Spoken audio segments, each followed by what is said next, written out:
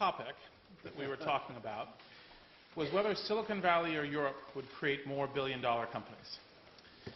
And if I actually understand the argument, I actually might think the argument has just been made for me rather than against me.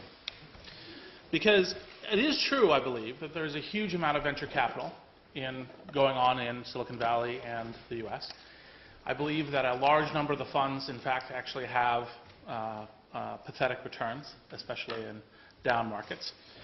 And I believe that actually with the Sarbanes-Oxley tax, it basically only makes sense to go public when you have $100 million in revenue. But if you think, what are the predictive conditions for maximizing the number of billion-dollar companies that you can possibly construct?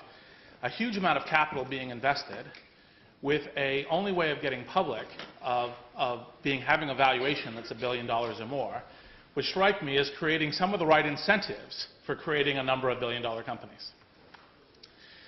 What's more, one of the things that I was thinking about when I was preparing some thoughts for tonight, I thought it was kind of interesting that, that the competition for billion-dollar companies was being measured between a land mass that's roughly 1,500 square miles, that's Silicon Valley, and a land mass that's roughly 4 million square miles, that's Europe. And I was thinking that this was a David and Goliath story, but then I actually wondered which one was Goliath and which one was David. And so I think the key question is how are those companies in fact going to be created? And I do think that a lot of venture capital, per the points being made, is actually going to be wasted, and is actually going to get to a zero outcome. But that doesn't stop huge amounts of creation. When I'm asked frequently on a more global basis whether or not the future will be Silicon Valley or elsewhere, like the globe, my frequent answer is both. But one of the reasons why people should not count out Silicon Valley is it is not an accident that within 25 miles of each other are Google, Yahoo, and eBay, which are the recent huge multi-billion-dollar values. And when I was thinking about some of the billion-dollar companies that I knew here, such as Skype, which is invested in by one of the government party, it was purchased by a $45 billion company out of Silicon Valley. And I think the really key question is, how do you actually create the right kinds of entrepreneurial environment? Frequently, people think it's venture capital, research universities, some history and interaction with big companies. But actually, I think one of the things, and this will sound odd coming from an American, is culture.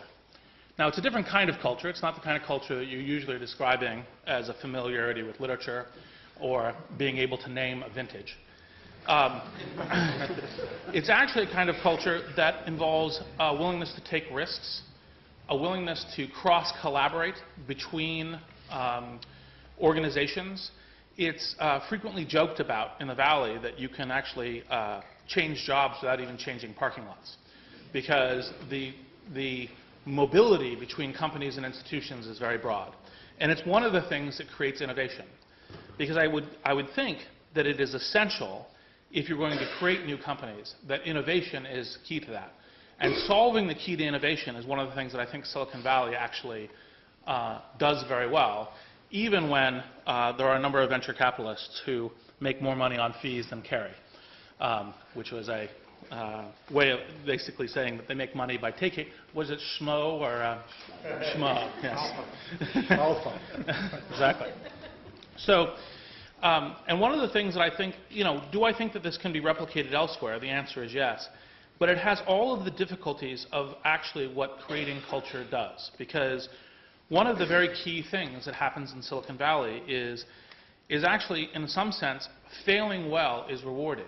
Because there's such a predominant open network that if you make a bold effort at a venture and you basically fail, but people see it, they help you onto the next venture. They help you into something else.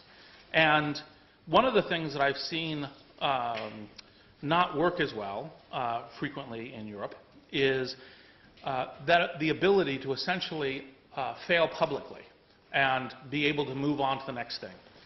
And so, if I were trying to, I guess, stay in the spirit of the union, I would say that perhaps this evening for the government might help with this. But basically, I think one of the key things when you get to why it is Silicon Valley has created so many multi-billion-dollar companies, including, by the way, I presume most people are familiar with the fact that, I mean, if one doesn't use the public markets, the $15 billion financing of Facebook recently as another instance. Right now, how you would track that is different. But the reason why so much is created there is because it's almost like an intense ecosystem. Companies are created and formulated and reformulated at a very high speed.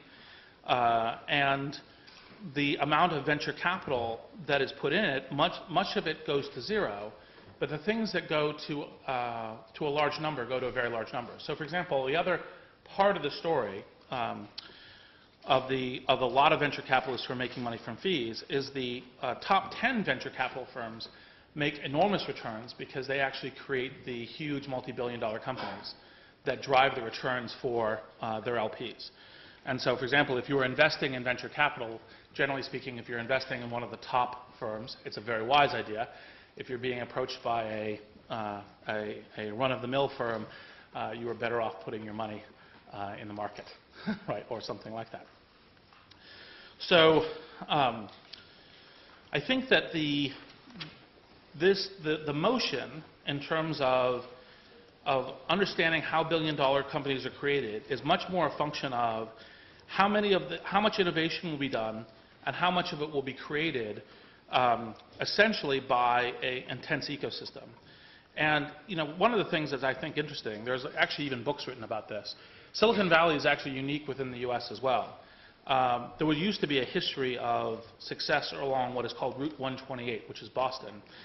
And the reason why most knowledgeable people think that 128 has declined, whereas Silicon Valley has continued, is because of an open culture by which people move between the companies and move and create innovation among, by baking an idea here and then moving out and creating another one. And it started actually very early with the telegraph in Silicon Valley. So I think with that, I will go to the next speaker, but let's go to next.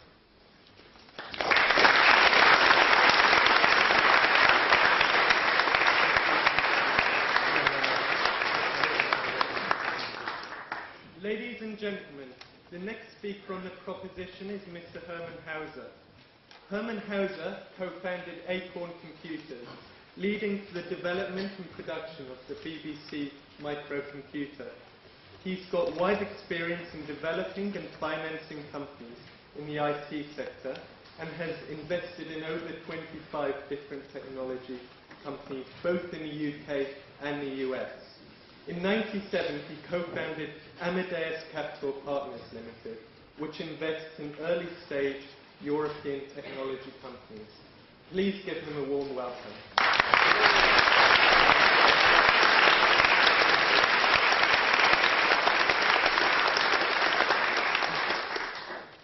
Now, there is, of course, absolutely no doubt that Europe is going to be the best place to have billion-dollar companies in the future.